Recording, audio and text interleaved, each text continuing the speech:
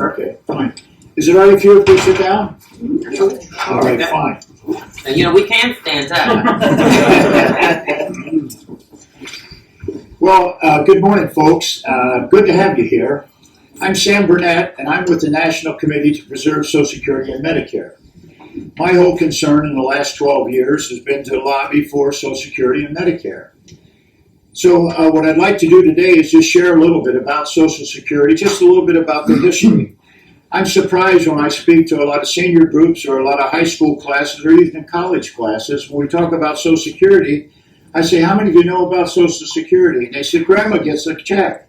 And that's about all their knowledge about Social Security.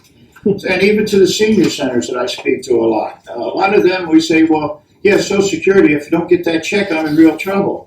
So what we have to do is go back and tell them how we got it, why we got it, what it's for. We find and forget, being an old educator, we forget that the history of what's going on is very significant as to what's going to be happening next. So let me take you back very briefly to a time and era when I was living in the 1930s. Ooh, that means I'm an old person. And what happened in the 1930s, the beginning of the 30s, we had the Great Depression, a depression that was unbelievable. I'm from Baltimore, Maryland originally. In the city of Baltimore, Maryland, 92% of the men in Baltimore were out of work. 92%.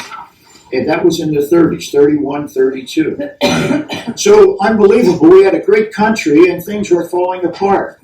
In Washington and in New York, the people who owned businesses were beginning to lose their businesses because the economy was collapsing. We had a lot of civilians out of work, like I said, in Baltimore.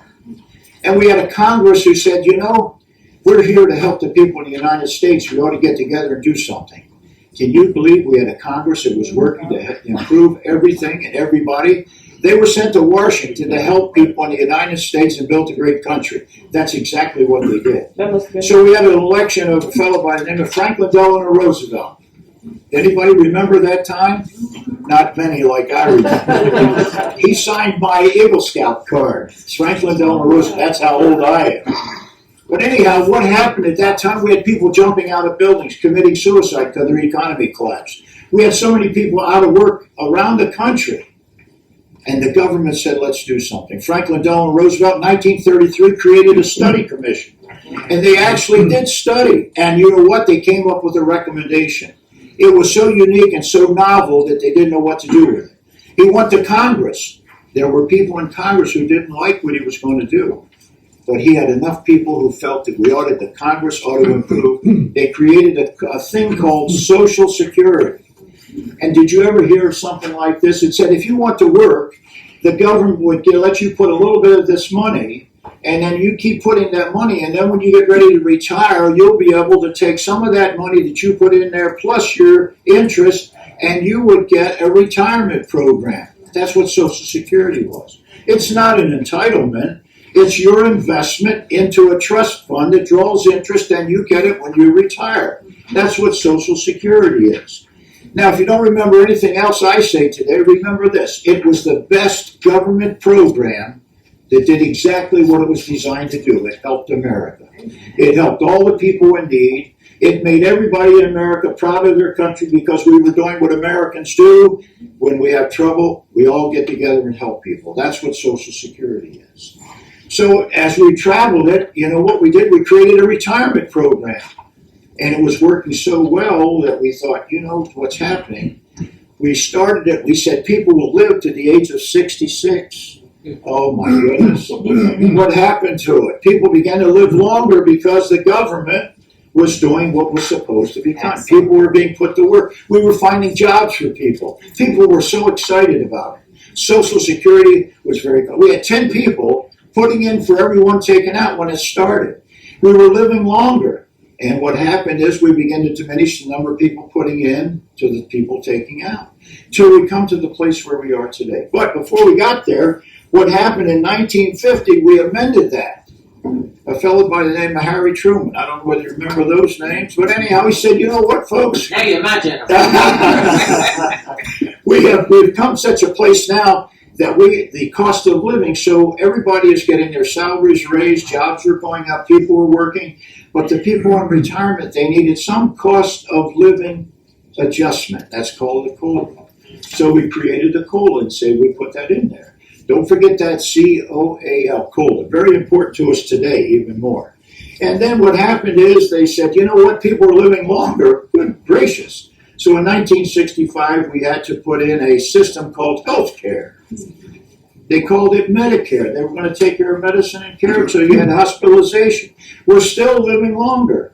Now what happened was we decided that we took a look at the country and our government, our Congress, and our people were working together, and they said, there are people out there, there are widows, there are children, and they're disabled. So what they did is they created a Part C. So A was retirement, B was hospitalization, C was for the widows, disabled, and for the children. So we created that. This is Social Security. This is an example of a government doing what it was intended, what we send people to Washington to do. We're so excited. Well, in 1977, Medicare became so important for so many people because we're living longer that we took it out of Social Security and created a whole system called Medicare. And my friend Norm is going to share that with you.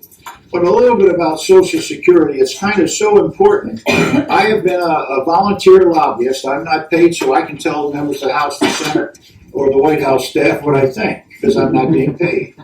And my whole purpose, because I've hit Social Security 25 years ago, almost 25 years ago. So my job is to make them know how important it is to the number of seniors in our country. So many seniors in our country have taken that trust fund of $2.7 trillion. Members of Congress have spent that. Now they have to pay it back, and they're trying to come up with all kinds of ways not to do that. So our job, your job, members of the House's job is to keep before them how important and how significant Social Security is to so many people. For the first time in the last 12 years of lobbying, we now have taken, instead of a defensive course, to say to the politicians, Republican, Democrats, don't cut Social Security. We now are saying, let's improve Social Security. So there are two bills that I want to mention that Social Security is very significant. We're positive. We're taking a proactive point. The Senate, we have a bill. It's called the Harkin Bill. Senate Bill 567. It says, let's improve Social Security. Let's improve the way we pick out the cost of living index called CPI. Let's change that, include something that all the seniors are putting in there, energy and medication. If we improve the CPI, Consumer Price Index, the COLA will increase. So we're going to try to do that. And over on the House side, and we have a representative from the House side, we have House Bill 3118. That says, let's improve Social Security. You know what we're asking for? $70 a month. We may not get that, but for the first time, we're going out and we're saying. So that's a little bit presentation of Social Security, how important it is. And I'm so happy to have a member of the House who is supporting our issue. Yeah. Sam?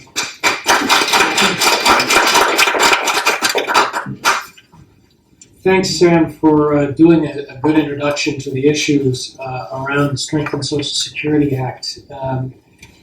And I specifically want to thank the Congresswoman for her strong and continued support of retirees and workers in our struggle to maintain some kind of dignity and respect as we age. I never thought I was of the generation that you never trusted anybody over 30, and now I'm 68 probably. So I'm very thankful that we have Social Security as a strong and vital program that maintains some dignity and respect for those of us as we age. And her strong support for that has been shown in a number of ways. Our social insurance program has been one of the mainstays of retirement security. I'm a representative of the Alliance for Retired Americans. I'm the president here in the state of Ohio. We have about 400,000, we represent about 400,000 retirees and seniors here in the state. And we're folks who have worked hard and diligently all our lives, tried to save, tried to make our children's lives better. And along the way, then, we have to figure out how do we survive retirement and the possibility of disability. Well, Social Security has been there, and Medicare has been a part of this social insurance system. We are pleased and proud to stand with you today as you announce your support for the Strengthened Social Security Act. This is good legislation that strengthens Social Security and retirement security for millions of Ohioans. It adds things like a cost of living that actually keeps pace with the cost of aging. It does things that raise the cap and continues to increase the financing of Social Security well beyond my usefulness of it into my child and my grandchildren's era. If I ever have grandchildren, I'm hoping my son gets on the spot there. We are equally thankful for the Congresswoman's continued support for us in terms of Medicare and Medicaid. The House budgets of recent years have made the assumption that older workers and retirees and seniors of the future generations will be able to have enough income to be able to pay their medical costs. And that's in the face of an economy with fewer jobs, lower wages, and insecure savings. We're concerned that these proposals that have been surfaced by the House Finance Committee that the Congresswoman has stood firmly against will resurface and will create further struggles for us. Last week, they tried to deal with something called the doc fix. It's a solution. The solution for the doc fix is not something that we find acceptable, but it is something that stops a very bad policy. An unworkable policy that was created in 1997 by the then chairman of the Finance Committee in the House, who is now our sitting governor. It was bad policy then, it is bad policy now. It didn't work for doctors, it didn't work for patients, and it certainly was not helpful to the Medicare system. We are concerned about things like the reaction of Congress in 2003 when it supposedly helped modernize Medicare. That Modernization Act created a drug program. A drug program that if you had it as an insurance program and you were driving in the state of Ohio, you would not be allowed to drive past Mansfield. You couldn't get to Cleveland unless you had some kind of great fly around, because you can't drive in the state without insurance. We are concerned that, and think it's a better solution, that the Congress take action in an old-fashioned, market-driven way. Price for volume. Lower the prices of drugs for the volume that you buy. Medicare buys, just like the state of Ohio in its Medicaid program, large volumes of drugs for the persons who use those programs. And the VA. And the VA does the same thing. Yes, you're right. You're very correct in that. But the Congress of that year, 2003, put in a piece of law that says, not rule, but law, that says you cannot negotiate price for the volume. So we think a better way to do it is to do drug discounts, price for volume. Our employers have done this for years. Unions have done this for years.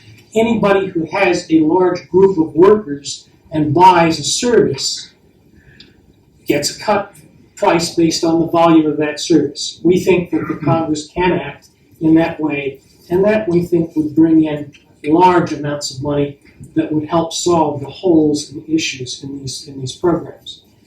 We do support the administration's work in bringing to task and accountability the Medicare Advantage programs that have, since that 2003 Congress, been paid additional monies. We think that there ought to be accountability that brings better health outcomes for us as retirees and seniors. Those better outcomes, yes, might get incentivized, but that should be based on outcomes that are producible and expressible in real terms. We are opposed to further cuts in means testing of Medicare as a way to finance the program. Middle income persons who have middle of the road income in retirement have worked and saved and been frugal to the point that they have a little bit of money. A lot of that money gets spent on their children and their grandchildren. I don't know about you, but in this economy, my wife and I are supporting our son. He's a scientist, can't find a job, has a master's degree, all but his dissertation. So we're using our retirement income to support him. He's living with us at the present time as he finds little pieces of job to make the economy work for him. We want to thank the Congresswoman again in closing here. I want to thank her for her continued opposition to the proposals to raise the age of Medicare, as this would be a benefit cut and would lead to an older, less healthy population that are more expensive to care for as we go forward. We think that the Strengthening Social Security Act enhances Social Security benefits for beneficiaries, strengthens the long-term solvency of Social Security and retirement security for all Americans. By phasing out the earnings cap on contributions, this legislation extends the trust fund and increases benefits for retirees, as Sam has mentioned. We thank her for her support and her work in the Congress, and want to continue the conversation as we go forward in this budgetary year. Well, first let me say thank you to the National Committee to Preserve Social Security and Medicare. And the honor is certainly mine to be here with two experts who in some ways you've made my job easy because you've given us the history, you've set the problem up, and my job, I feel, is to tell you how we will continue to try to execute that and the reasons why we will do it. As I listened to the history and all the things, it reminded me before being in Congress, one of the things that I made it very clear was I would take the district to Washington and I would bring Washington to the district. Some might say, well, what does that really mean? Well, basically what that's saying is I won't go off to Washington and forget about the real people, the people who sent me there, our young folks, our seniors. And what we're asking for is to make sure you have a voice. So when I was on that journey going there, I also said I would come back home and make a commitment, whether it was 10 people, 200 people, or 2,000 people. I would be honored to sit with experts or individuals who were asking questions. I'm not perfect. I might not have all the answers, but I really believe I have a responsibility to be here. Now, why Social Security, Medicare, Medicaid? Because it's something you think about. I'm at the age that I'm young enough to remember my parents and my grandparents talking about Social Security. I heard things like Medicare, Social Security, retirement, and when you were young, I didn't know what it was, but I remember my mother telling me this story that I went to school one day. And they said, now what do your parents do? And I said, Social Security and retirement, because that's all they talked about when they talked about work. So when I was fortunate enough to go to school and get a good education and go to college, one of the first things my father told me, he said, you need to ask about the retirement system when you get a job. You know, most people, well, where's my office? What's my title going to be? And he said, you need to ask about retirement.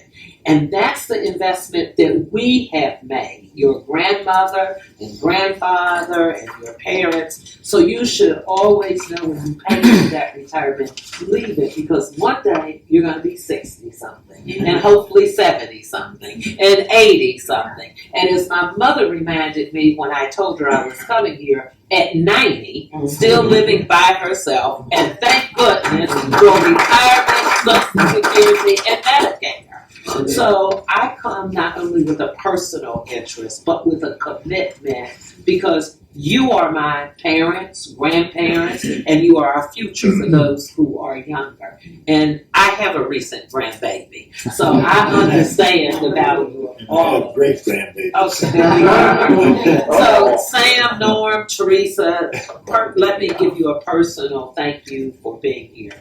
You've heard a lot about a bill that's in the Senate with Senator Harkins and my good friend Linda Sanchez. So when I heard about the bill, I heard the call and the message. So I'm proud to say that you will see the name Beatty, Ohio 3 on that bill as a co-signer. Thank you. And let me tell you why.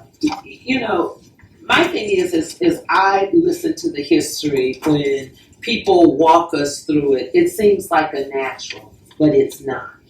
And let me tell you, you have a right to be upset with Congress. And we hear that a lot.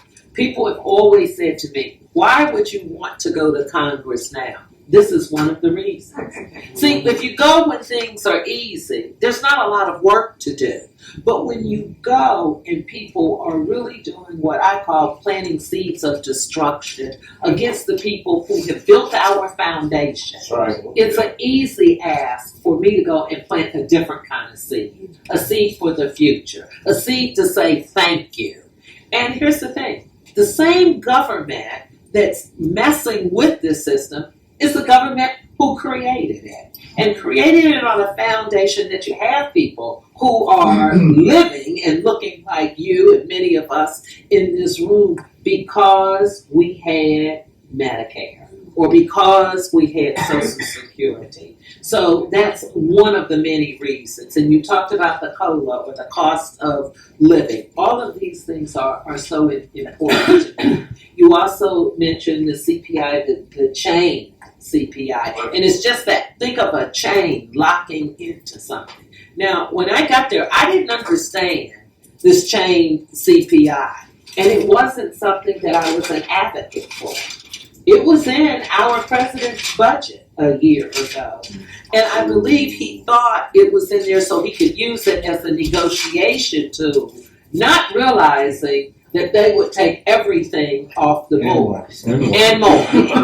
But here's the lesson learned and the good news. Many of us wrote letters, and I'm proud to say I was one of them, and I support our president on issues, but I had to use my voice to represent the 3rd Congressional District and you. So I signed a letter asking him not to put the chains PI in it, and he did. It is not in the budget, and that's a victory. And you need to understand that's a huge victory to us. So what other message do I want to bring? I want to tell you it's not about me. It's not about me coming, and while I appreciate the applaud, I was doing what I was sent to do, what I had an obligation to do. But let me tell you the real reason. I asked my staff, I said, help me along the way, because when I go and talk to audiences, I want to be able to really give them something. So give me the stories about what we're doing to make sure I can say to audiences like today, or I can stand up on the United States House floor and say, let me tell you about Harry, for example. Let me tell you about a 71-year-old gentleman in my district who in 2012 was told that he was going to get his Social Security check. And in January of 2014, he was still waiting. So when my office, and I think Veronica's here, Veronica, stand up. And Greg Beswick, stick your hand up. These two young folks who certainly are not old enough to know anything about what we're talking about. But what they do understand is service. What they do understand is they both have parents. What they do understand is that there was a grandparent along the way that helped them. So they have taken a special interest in this. And so we got involved with our congressional office. And Veronica did a lot of work in getting all of the right data and making sure that they had all the right information. Because here's what we have found out. Government can make mistakes. Government can put the wrong data in. And when you put the wrong data in, you know what that outcome comes out? Wrong. Here's the good news of Harry's story. After 30 days of Veronica and Greg being relentless on this issue, Harry got a check for $39,251 on February the 20th. Now, I don't know about you, but for me, if I had car payments, if I had mortgage or rent or food or prescriptions to pay the copay, $39,000 goes a long way in anyone's household. And conversely, $39,000 puts you behind in anybody's household when those dollars were due to you. So that's another one of the reasons that I have been active, because Harry is any one of us. And I could tell you the story of Anthony, who's 78 years old, was in the hospital and got a bill that Medicare was not going to pay for his hospitalization. And you know why? A simple mistake became a costly mistake. When they entered his admission date, they put the same date as his departure date. So obviously, if you're only in the hospital for that time and you keep getting these bills, it doesn't make sense. So again, we were able to get involved with Anthony's case, and we were able to straighten it out with Medicare, and his bill was paid. And I could tell you the story of Amy, who's the parent of a 27-year-old disabled child. I see Gail in the audience. I could talk to you about my constituents who have Alzheimer's and the value of having health care and Medicare and having families to be able to take care of their parents and grandparents. So this is one of the reasons that not only this bill, but when I got to Washington and I was on my journey of going there, we also had bills before it was strengthening Social Security. We wanted to make sure that we could also secure it and that we could make sure that people weren't going to take away the service that we've had 76 years. We've had Social Security. And here's the good thing. Anytime you build a strong foundation, it's like your house. Sometimes you add a room on or you tweak it a little bit, but you don't feel the need that you need to tear it down. And so government built that strong foundation that you gave us. And through the years, we've amended and tweaked and made that foundation stronger and better. And that's why I'm sitting here today. That's why I wanted to participate in this roundtable, because I'm about securing the foundation and making it better. I'm not against reform. I'm not against studying things, but I'm against tearing down something when it doesn't need to be torn down. And so that's my message to you. That's the type of representative that you have in Congress advocating for you. And I'm lucky because we have Teresa here who volunteers, and I'm going to take her sign and I'm going to put that sign up in my office and make sure you see it. And to be joined by our city councilman, Herschel Craig, is another honor. So let me thank you for being here. Herschel understands it at the local level. Herschel is someone who's going to be at the state level advocating and fighting. He gets it. He's been in the trenches, but he understands it from a personal note. To have a spouse who's battling with cancer and has been up and down with it, he understands when you need that insurance. He understands it from watching the work that his parents and Linda's parents did. And that's why we need folks like us. He's on a journey just like I was on a journey. And being on this journey, I am sure he's here because he too is making a commitment to Social Security and to Medicare and protecting our system. So I thank you. I know we're going to continue the dialogue, but I wanted to just share with you that you have a supporter in Washington, and by now you also know that I'm not afraid to talk. So let me give you another commitment. Going to Congress has just been a wonderful experience for me. And I don't want to make light of the problems and the issues that we have, but I consider myself a bridge builder, someone who's not afraid to go on the other side of the aisle and talk about the issues and hopefully extend an arm.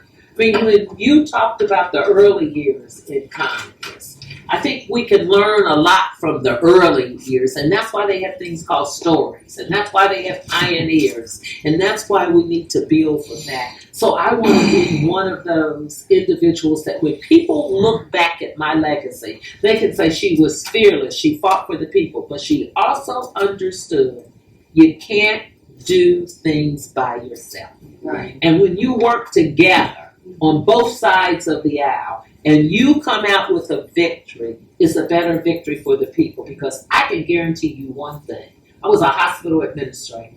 You walk into that hospital sick and wanting your Medicare, there's not a question they're going to ask you if you're a Democrat or a Republican. They're going to ask you your age, they're going to ask you where you live, they're going to ask you Social Security, they're going to ask you a whole lot of other personal questions. But no one is going to ask you your political status. So when it comes to fighting for something that's going to save a Democrat, as soon as it's going to save a Republican or an African American and a non-African American, a male or a female, we need to get our act together in Congress and work together for the lives of all people. And that's another reason why I'm there.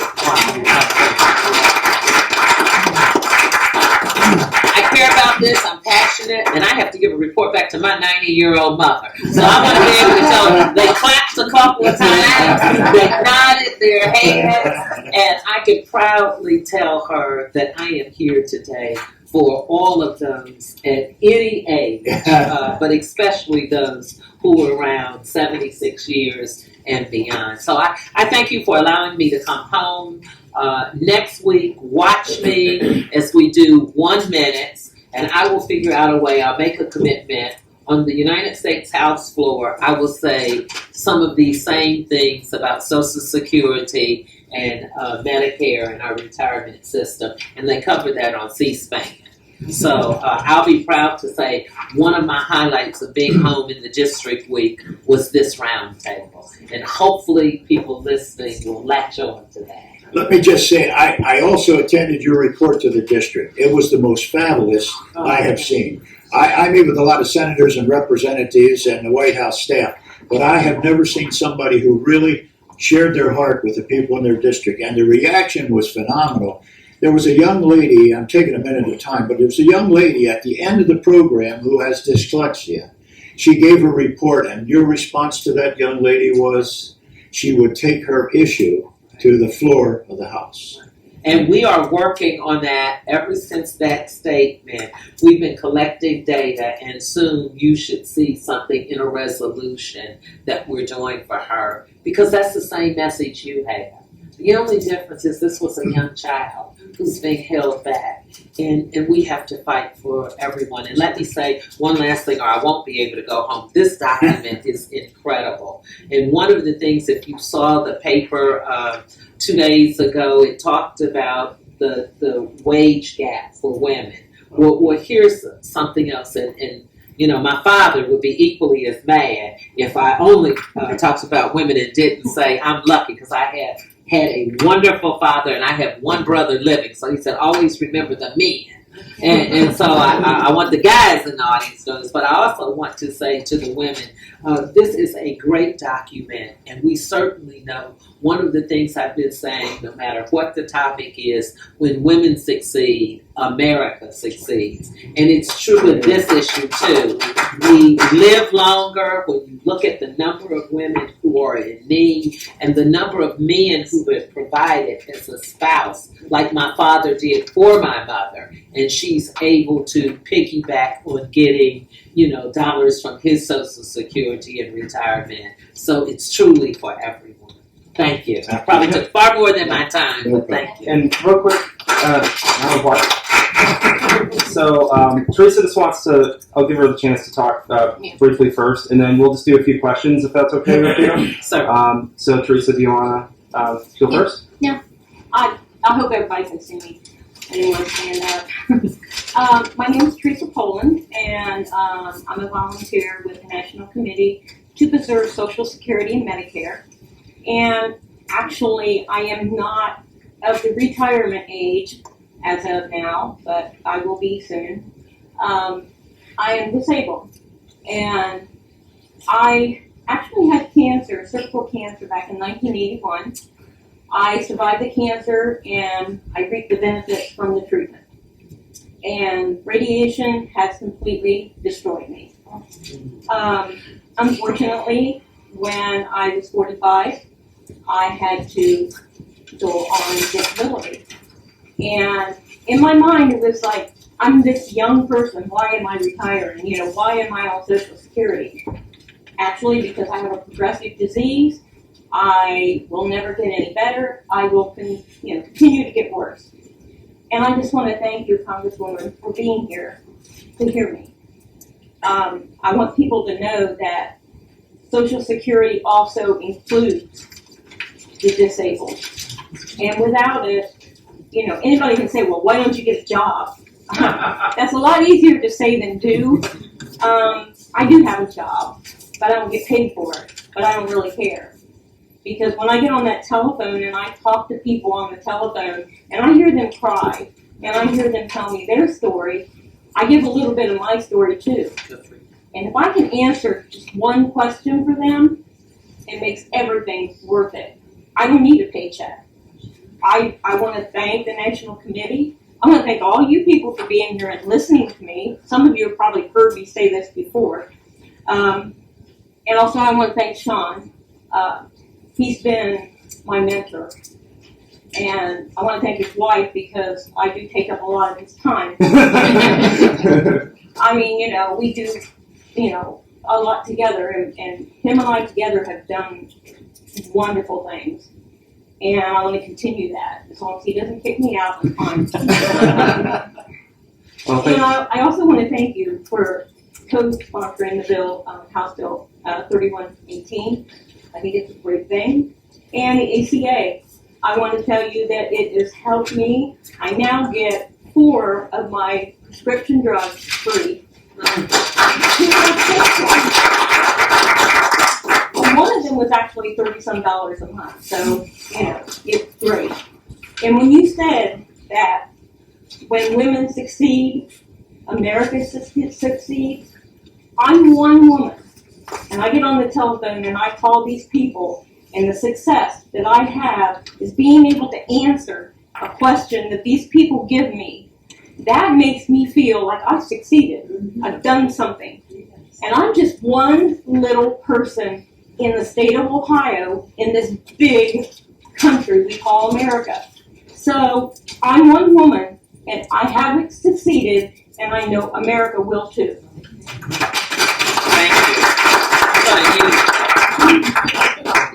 Thank you very much, Teresa. And with that, I'll take a few questions as long as the Congresswoman can stay. So we'll just do girl, boy, just the president does. So I'll do it.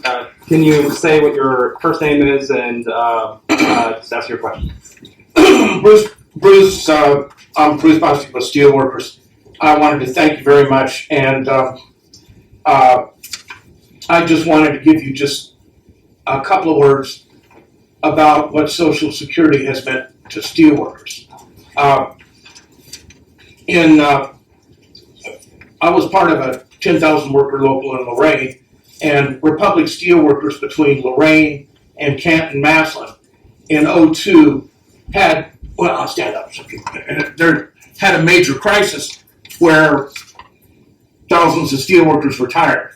Well, what happened was that administration, Bush, replaced the head of the PBGC, and for the first time in the history of PBGC, instead of just taking over the plan and administering the funds, they moved the date so that there were over 3,000 steelworkers that lost pensions.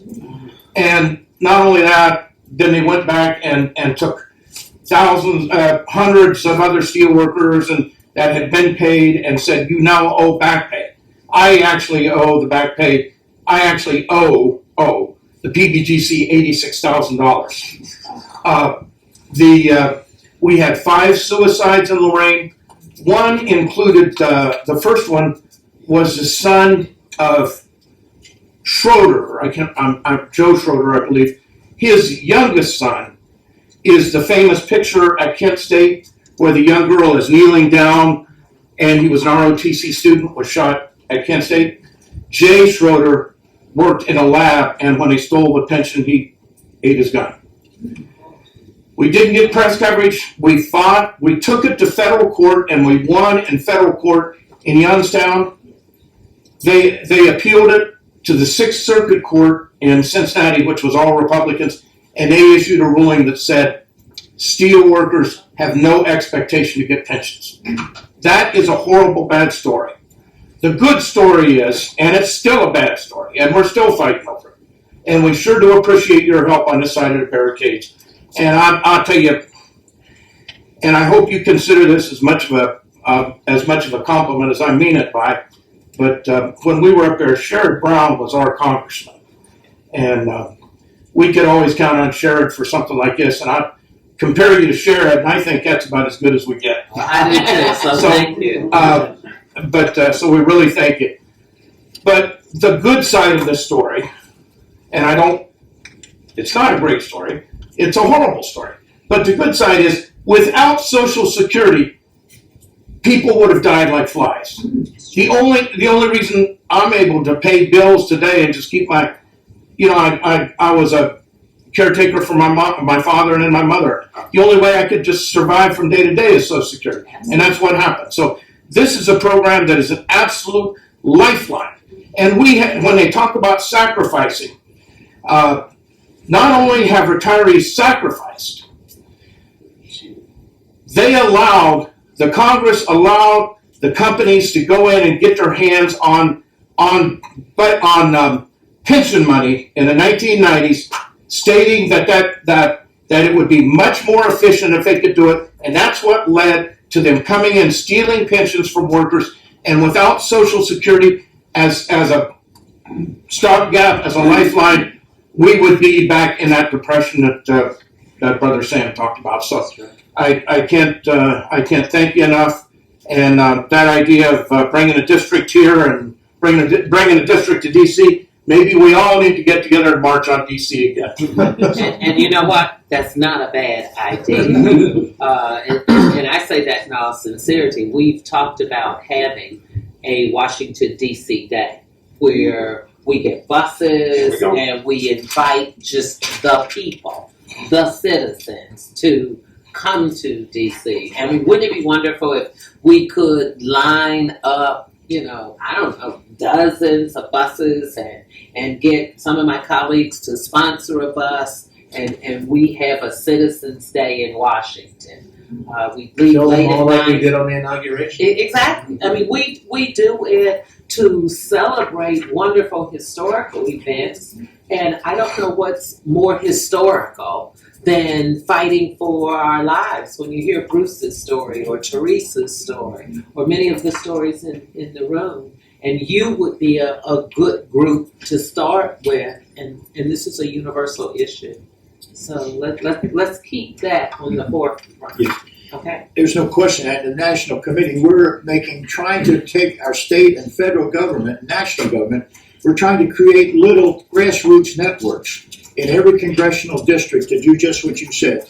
They need to hear from the people. As I met with Senator Brown last Friday, and we talked about how important it is not to forget the common people, the people who are out there every day.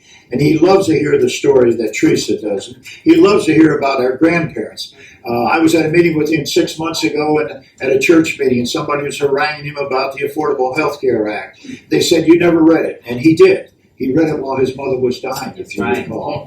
He read every word of it. And we're so easy to pick and tear down. And for the first time, we've got people in the House who are willing to be positive. And we now have the National Committee. We have the Alliance, and we're doing positive things. So, second question? Yeah. Thank you, Joyce. Thank you, Kim. I am with the Alzheimer's Association, and I will add to the kudos of Congresswoman Beatty because she listens and she acts, and she's been a co-sponsor of the bill that we've not had any other local congressman do, no matter how important it is. But I want to stick to the Social Security issue here, and from a caregiver perspective, from an Alzheimer's perspective, where there's a compassionate allowance portion of the Social Security Act has worked wonders for caregivers. Caregivers, however, that have been employed for the past 5 years. Those caregivers who have not been employed proof of employment for those 5 years are put into a system where they may have to wait and wait and wait and wait to get their Social Security benefits. And very often these same caregivers are the women who no longer can work because of the issue. And there's men too, but majority of caregivers are women. This is a really disproportionate battle that they have to fight. So in the bill that you've got here, there is a caregiver security section that I think goes a long way, but it doesn't go far enough for those who do not show that they've worked the 5 years before they have to be the caregiver. They could have had 20 years working, but they hadn't worked for 5 years. Therefore, they're put in the whole other system of needing to wait. It could be as much as 2 years, like you were saying.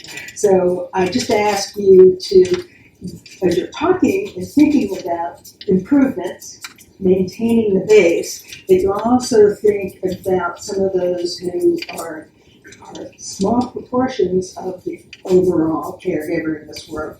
But it's a very, very important section, and it's one with the growth in Alzheimer's that's absolutely, absolutely going to happen. It's very important to think ahead. So thank you. No, thank you.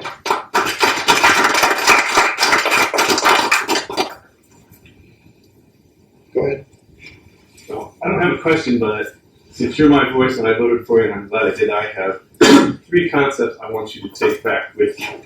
The first one is pensions are a contract. When a person retires, that contract should not be diminishable in any way for any pensioner under any circumstances. And I'm very adamant about this because pensions, both public and private, have been under massive attack over the last, I would say, 7 years. It's really pissing me off. These should not be altered or reducible in any way, shape, or form. That's number one. Number two, I get really incensed when I hear Congress people talk about Social Security and Medicare as entitlements. They are not. I pay a premium every single month into Medicare for something I can't use until I retire, which is going to be in 3 to 5 or 6 years, but that I will in fact need. You assert that you get your drugs for free. I disagree with you. You paid a premium for that right, and these are paid for. I'm not getting anything for free. I'm paying for this, and I'm paying for it gladly, to be quite honest. So I really want to see the use of the word entitlement stop. I think it's purposeful to make people think they're getting something for nothing and don't deserve it. That is really good. The third thing is Social Security and Medicare need to be run actuarially in an actuarially sound manner. These aren't insurance programs. Social Security is a stipend type annuity. Medicare is a health insurance. I mean, it's just health insurance, straightforward. Has to be run in an actuarial sound manner. The idea of taking the cap off of income that's passed from Social Security is very good. I mean, I would have no problem with boosting the contribution a little bit. And I think it's, again, it has to be actuarially sound and the benefits are found. So I would like to see whatever could be done to make that happen as opposed to, cut benefits, cut benefits. No, make it actuarially sound and it'll be good. So that's all I have to say. Well, let me just say those were 3 very powerful concepts, and I have them, and it's language I can support and agree with, and will take back in you. So that was very important. Thank you. And Sam, I know I Gail. like to second what you said. Okay. All those in favor? Aye. I think it's unanimous. Yeah. So next we'll call on Gail. It made me start thinking about the guy with the unions. I know the Republicans are bound and determined. They're trying to get rid of the unions, and this whole thing of trying to privatize everything. And I think that's one of the big things that Social Security faces. They're trying to privatize Medicare, privatize Social Security, and so I was hoping that you and the rest of Congress could work on Citizens United. It's the ALEC and the Koch brothers and all of these people that are pouring billions of dollars into this effort to privatize everything. And that's one of the big things I think that big hurdles that you face is big money. You know, and they will do anything to pour billions into these PACs. So, and I know there's lots of emails going around to try to turn back Citizens United. And I think that's one of the core things that we need to worry about them as far as privatizing Social Security. Thank you very much. That's very important. With the permission, since we voted on this, we can add a fourth anti-privatization to the three concepts. Right. I believe. Yeah, one more. Okay. So just briefly, I want to add on that point. The reason why folks want to privatize Social Security and Medicare isn't because it would be more efficient. If you look at Social Security and Medicare, they're both very efficient programs. It's because banks would be able to charge fees on private accounts for Social Security, and banks would also, or health insurance companies who, I don't vilify them, but they would make a profit off of servicing privatized Medicare vouchers over what we have now. And so when you hear a lot of folks say these programs aren't going to be around for the next generation, they're going broke and all that, just know that the strings of the puppets are being used by a lot of the same folks who want to get that money. There's trillions of dollars in the trust funds. Folks say, well, that money's not there. It is. If you borrow money from the trust fund, you have to pay it back. It's an obligation of the U.S. government. So that money is there. So what we need to do is just know that there's folks who claim those things. They either are being manipulated by somebody else or they themselves want to get their hands on that money. So with that, we'll take one more question. John, can I ask you real quick, quick about the thing you just said? Yeah. Because when Bush borrowed billions of dollars to prosecute the war in Iraq from Social Security funds, did he ever pay that back? No. And there was a lot. I mean, Medicare Part D, I'll speak on this briefly. Medicare Part D, while it's done a lot of good for a lot of people, it was put on the credit card. It was not paid for, and that's actually one of the contributors to the debt as well. And so it's a good program, but when we passed it, we should have paid for it. And I'll take one more question. Representative Beatty, I'm both a supporter and a constituent. My question is what Norm talked about. Do you ever think Medicare would be able to buy prescription drugs in volume? Or one of the reasons I ask this question is I have other health insurance. I'm a retiree from AT&T. So I get my drugs filled through their blended Part B plan, which is Medicare pays until the donut hole, then AT&T pays, and then after I get out of the donut hole, You have to go back. I have to go back. And but I'm also military retired, contractor for life. So I have to fill out the paperwork and submit reimbursement on my prescription drugs, and they pay the difference between what TRICARE for Life pays and what Medicare pays. Now, And in your case, Medicare can't be your primary. so my question is, the Secretary of Defense now is talking about raising co-pays on pharmaceutical drugs. It just seems unfair that we won't bargain for volume, but we will raise co-pays on retirees. So do you think there will ever be a time when I think we'll get there, and I think we would probably agree. I think we're going to have the same kind of effort and almost make it a single purpose initiative that as we look at the contract, the privatization, what my experience has been at the state level and at the federal, when you get a large volume of folks and you make it a single issue, one step at a time, this might be, because it certainly fits. As we get older, we all, I mean, I'm sure everybody in here has one or two prescriptions that they get filled. And in your case, a little more than that. But the other thing is, oftentimes we don't have the other insurances, and sometimes our system makes it more complicated and difficult when you have the other insurances. So the short answer is, I think we'll get there, because certainly the volume is there, and it's cost effective. Another reason that we would be against the privatization, because we do have the volume. The gentleman that was sitting here also reminded us, if you look at the volume for veterans, and there's a crossover in there, but also you pick up individuals who aren't at the age, like there are folks in this room who aren't at, like Teresa, at the retirement age. So if you couple them, I think it's worth us exploring and looking at. And I will make a commitment that we'll start looking into it. Thank you. Okay, I think we have one other lady that was sitting here. My staff said to let me stay if we can take one more, if that's okay. And then, As a caregiver for my 95-year-old mother, I have recently met with an area on aging,